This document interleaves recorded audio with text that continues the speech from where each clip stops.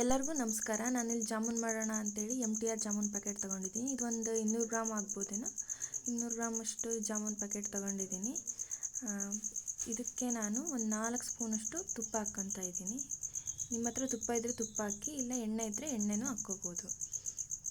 ಒಳ್ಳೆಣ್ಣೆ ಅಥವಾ ತುಪ್ಪ ಎರಡರಲ್ಲಿ ಯಾವುದಾದ್ರೂ ಒಂದು ಹಾಕಿ ಚೆನ್ನಾಗಿ ಫಸ್ಟಿಗೆ ತುಪ್ಪ ಮತ್ತು ಹಿಟ್ಟು ಮಿಕ್ಸ್ ಆಗೋ ರೀತಿ ಇಟ್ಕೊಳ್ಳಿ. ಚೆನ್ನಾಗಿ ಕಲಿಸ್ಕೊಳ್ಳಿ. ನೀಟಾಗಿ ನೋಡಿ ಕಲಿಸ್ತಾ ಇದ್ದೀನಿ. ಈ ರೀತಿ ಕಲಿಸ್ಕೊಳ್ಳಿ.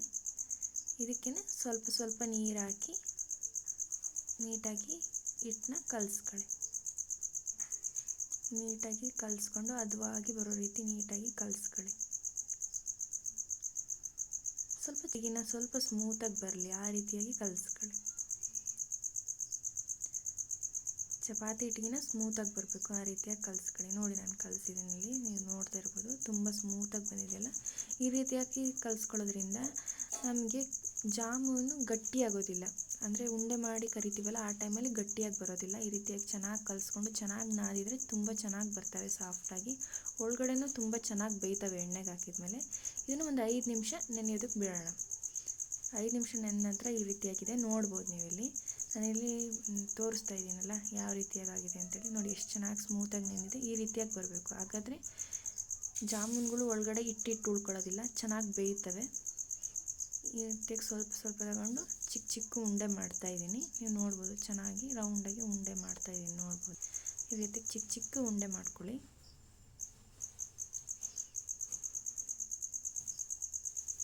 ಚೆನ್ನಾಗಿ ಕೈಯಲ್ಲಿ ನಾದ್ಕೊಂಡು ಉಂಡೆ ಮಾಡ್ಕೊಳ್ಳಿ. ಈ ರೀತಿಯಾಗಿ ನಾನಿಲ್ಲಿ ನಿಮಗೊಂದು ತೋರಿಸ್ತೀನಿ ನೋಡಿ. ಈ ರೀತಿಯಾಗಿ ಸ್ವಲ್ಪ ಹಿಟ್ಟು ತಗೊಂಡು ಚೆನ್ನಾಗಿ ನಿಮ್ಮ ಅಂಗೈಯಲ್ಲಿ ಈ ರೀತಿಯಾಗಿ ರೌಂಡ್ ಮಾಡಿ. ಈ ರೀತಿಯಾಗಿ ರೌಂಡ್ ಮಾಡ್ಕೊಂಡು ಎಲ್ಲದನ್ನು ಈ ರೀತಿಯಾಗಿ ರೆಡಿ ಮಾಡ್ಕೊಳ್ಳಿ. ಈ ರೀತಿಯಾಗಿ ಚೆನ್ನಾಗಿ ಒಡಕಿಲ್ದಂಗೆ ನೀಟಾಗಿ ರೌಂಡ್ ಮಾಡಿಟ್ಕೊಳ್ಳಿ. ಮತ್ತು ನಾನಿಲ್ಲಿ ಪಾಕ ಮಾಡೋದಕ್ಕೆ ಸಕ್ಕರೆ ತಗೊಂಡಿದ್ದೀನಿ. ನಿಮ್ಮ ರುಚಿ ಅನುಸಾರ ಸಕ್ಕರೆ ನಿಮ್ಗೆ ಎಷ್ಟು ಬೇಕೋ ಅಷ್ಟು ತಗೊಳ್ಳಿ. ನಾನಿಲ್ಲಿ ಸಕ್ಕರೆ ತೊಗೊಂಡಿದ್ದೀನಿ. ಮತ್ತು ನೀರು ಈ ಗ್ಲಾಸಲ್ಲಿ 3 ಲೋಟ ನೀರು ತೊಗೊಳ್ತಾ ಇದ್ದೀನಿ ನಾನು. ನೀರು ಕೂಡ ಹಾಕಿದ್ದೀನಿ, ನೀವು ನೋಡ್ಬೋದು. ಸಕ್ಕರೆ ಕೂಡ ಹಾಕ್ತಿದ್ದೀನಿ ಇದಕ್ಕೆ. ಫಸ್ಟಿಗೆ ಸಕ್ಕರೆ ಹಾಕಿದ್ದೀನಿ, ಆಮೇಲೆ ನೀರು ಹಾಕ್ತಾಯಿದ್ದೀನಿ ಇದಕ್ಕೆ. ಹಾಗೆ ಇಲ್ಲಿ ಒಂದು ಕಡೆ ನಾನು ಎಣ್ಣೆ ಕಾಯೋದಕ್ಕೆ ಇಡ್ಕೊತಾ ಇದ್ದೀನಿ ಜಾಮೂನು ಕರಿಯೋದಕ್ಕೆ. ಪಾಕ ಒಂದು ಕಡೆ ಕುದೀತಾ ಇದೆ, ನೋಡ್ಬೋದು ಇಲ್ಲಿ. ಈ ರೀತಿಯಾಗಿ ಚೆನ್ನಾಗಿ ಕುದಿ ಬರೋ ಥರ ಕುದಿಸಿ. ಈ ರೀತಿಯಾಗಿ ಕುದಿ ಬಂದರೆ ಸಾಕು, ತುಂಬ ಏನು ಬೇಯೋದು ಬೇಡ. ಈ ರೀತಿಯಾಗಿ ಕುದಿಯೋ ಥರ ಬಂದರೆ ಸಾಕು, ಉಕ್ಕಿ ಬಂದರೆ ಸಾಕು. ಸಕ್ಕರೆ ಪಾಕ ರೆಡಿಯಾಗಿದೆ. ಇನ್ನೊಂದು ಕಡೆ ನಾನು ಈಗ ಜಾಮೂನ ಕರಿಯೋದಕ್ಕೆ ಎಣ್ಣೆ ಇಟ್ಕೊಂಡಿದ್ನಲ್ಲ, ಎಣ್ಣೆ ಕಾದಿದೆ. ಫಸ್ಟಿಗೆ ಟೆಸ್ಟ್ ಮಾಡ್ತೀನಿ. ಒಂದು ಚಿಕ್ಕದು ಜಾಮೂನು ಒಂದು ಉಂಡೆ ಏನಿತ್ತಲ್ಲ ಅದನ್ನು ಹಾಕಿ ಟೆಸ್ಟ್ ಮಾಡ್ತಿದ್ದೀನಿ. ನೋಡಿ ಈಗ ಎಣ್ಣೆ ಕಾದಿದೆ, ಅದು ಮೇಲ್ಗಡೆ ಉಬ್ಬು ಬಂತಾಯಿದೆ. ಈಗ ನಾನು ಒಂದೊಂದೇ ಜಾಮೂನುಗಳ್ನೇನು ರೌಂಡ್ ಮಾಡಿ ಇಟ್ಕೊಂಡಿದ್ದೆ ಅದನ್ನೆಲ್ಲ ಹಾಕ್ತಾಯಿದ್ದೀನಿ.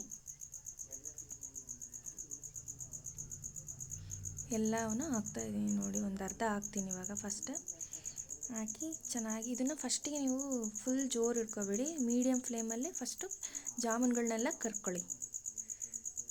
ಕಂದು ಬಣ್ಣ ಬರೋ ರೀತಿ ಕರ್ಕೋಬೇಕಾಗುತ್ತೆ. ಮೀಡಿಯಮ್ ಫ್ಲೇಮ್ ಇಡಿ. ಫುಲ್ ಮೀಡಿಯಮ್ ಅಂತಂದರೆ ಫುಲ್ ಡೌನಿಗೆ ಇಟ್ಬಿಡ್ರಿ. ಆಮೇಲಿಂದ ಒಂದು ಸ್ವಲ್ಪ ಆದ ನಂತರ ನೀವು ಮೀಡಿಯಮ್ಮಿಗೆ ಕನ್ವರ್ಟ್ ಮಾಡಿ. ಫುಲ್ ಲೋ ಫ್ಲೇಮಲ್ಲೇ ಇರಲಿ ಅದು. ಇಲ್ಲಾಂದರೆ ಬೇಗ ಹಾಕ್ಬಿಟ್ರೆ ಬೇಗ ಸೀದ್ಬಿಡುತ್ತೆ, ಮೇಲ್ಗಡೆ ಎಲ್ಲ ಕಲರ್ ಬೇಗ ಬಂದುಬಿಡುತ್ತೆ, ಒಳಗಡೆ ಬೇಯೋದೇ ಇಲ್ಲ. ಹಾಗಾಗಿ ಸ್ವಲ್ಪ ಲೋ ಫ್ಲೇಮಲ್ಲೇ ನೀವು ಬೇಯಿಸ್ಕೊಳ್ಳಿ ಫಸ್ಟ್. ಅದಾದ ನಂತರ ಮೀಡಿಯಮ್ ಫ್ಲೇಮಿಗೆ ತೆಗೀರಿ. ನೋಡಿ ಕಲರ್ ಟರ್ನ್ ಆಗ್ತಾಯಿದೆ, ಇಲ್ಲಿ ಕಾಣ್ತಾ ಇದೆ, ನೀವು ನೋಡ್ಬೋದು. ತುಂಬ ಚೆನ್ನಾಗಿ ಬಂದಿದ್ದಾವೆ, ಕಲರ್ ಚೇಂಜ್ ಕೂಡ ಆಗ್ತಿದೆ, ಚೆನ್ನಾಗಿ ಬೇಯ್ತಿದ್ದಾವೆ. ನೀವು ಒಂದು 3ರಿಂದ 4 ನಿಮಿಷ ಬೇಯಿಸಿ ನೋಡಿ. ಎಲ್ಲವೂ ಎಷ್ಟು ಚೆನ್ನಾಗಿ ಕಾಣ್ತಾಯಿದೆ. ಗುಲಾಬ್ ಜಾಮೂನ್ ಅಂತೂ ತುಂಬ ಚೆನ್ನಾಗಿ ಒಳ್ಳೆ ಕಲರ್ ಬಂದಿದೆ. ಫುಲ್ ಸೀಸ್ಬೇಡಿ, ಕಪ್ಪುಗಾಗೋಕೆ ಬಿಡಬೇಡಿ. ಈ ಕಲರ್ ಬಂದ ಕೂಡಲೇ ತೆಗೆದು ಇದನ್ನು ಒಂದು ಪ್ಲೇಟಿಗೆ ಹಾಕಿಡಿ. ಫಸ್ಟು ಡೈರೆಕ್ಟಾಗಿ ನೀವು ಪಾಕಕ್ಕೆ ಹಾಕಕ್ಕೆ ಹೋಗಬೇಡಿ, ಒಡ್ಕೊಂಬಿಡುತ್ತೆ. ಸ್ವಲ್ಪ ಅವು ತಣ್ಣಗಾಗಲಿ. ನೀವು ನೋಡಿ, ನಾನು ಇನ್ನೊಂದು ರೌಂಡು ಕೂಡ ಹಾಕಿ ತೋರಿಸ್ತೀನಿ. ಇವನ್ನೆಲ್ಲ ತೆಗೆದು ಒಂದು ಪ್ಲೇಟಿಗೆ ಹಾಕಿಟ್ಬಿಡಿ, ಫಸ್ಟ್ ತಣ್ಣಗಾಗಲಿ. ಸೆಕೆಂಡ್ ರೌಂಡ್ ಉಳಿದಿತ್ತಲ್ಲ ಅದನ್ನು ಹಾಕ್ತಾಯಿದ್ದೀನಿ ಕರಿಯೋದಕ್ಕೆ. ಲೋ ಫ್ಲೇಮಲ್ಲೇ ಇರಲಿ.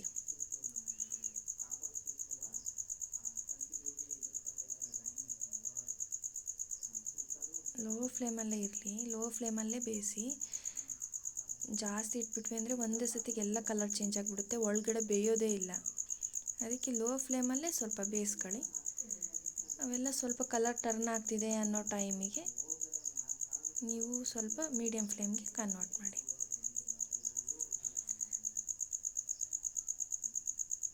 ನೋಡ್ಬೋದು ಚೆನ್ನಾಗಿ ಬೆಂದಿದೆ. ಒಂದು 3 ನಿಮಿಷ ಅಂತೂ ನೀವು ಬೇಯಿಸಲೇಬೇಕಾಗುತ್ತೆ. ಲೋ ಫ್ಲೇಮಲ್ಲಿಟ್ಟೆ ಬೇಯಿಸ್ಕೊಳ್ಳಿ. ಈ ರೀತಿಯಾಗಿ ಬಂದಿದೆ, ನಾನು ತೆಗಿತಾ ಇದ್ದೀನಿ.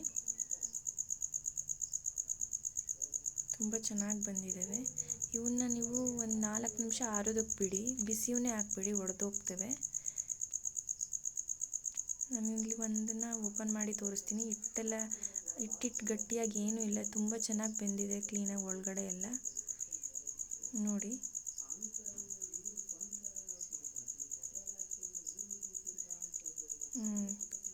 ಇದಾದ ನಂತರ ನಾನು ಇವನ್ನೆಲ್ಲ ಪಾಕಕ್ಕೆ ಹಾಕಿ ಮುಚ್ತಾ ಇದ್ದೀನಿ. ಎಲ್ಲ ಪಾಕಕ್ಕೆ ಹಾಕಿದ್ದೀನಿ, ನೋಡ್ಬೋದು ನೀವು ಹತ್ರದಿಂದಲೇ ನೋಡ್ಬೋದು, ತುಂಬ ಚೆನ್ನಾಗಿ ಬಂದಿದ್ದಾವೆ. ಇದನ್ನೆಲ್ಲ ಪಾಕಕ್ಕೆ ಹಾಕ್ತಾಯಿದ್ದೀನಿ ನಾನು. ಇದನ್ನು ಒಂದು 5 ನಿಮಿಷ ಮುಚ್ಚಿಟ್ಟು ಆಮೇಲಿಂದ ನೀವು ತಿನ್ಬೋದು. ಅವೆಲ್ಲ ಪಾಕ ಹಿಡಿದ್ಮೇಲೆ ನೀವು ತಿನ್ನಿ. ತುಂಬ ಚೆನ್ನಾಗಿ ಬಂದಿದೆ. ನೀವು ಒಂದು ಸಲ ಟ್ರೈ ಮಾಡಿ. Thank you.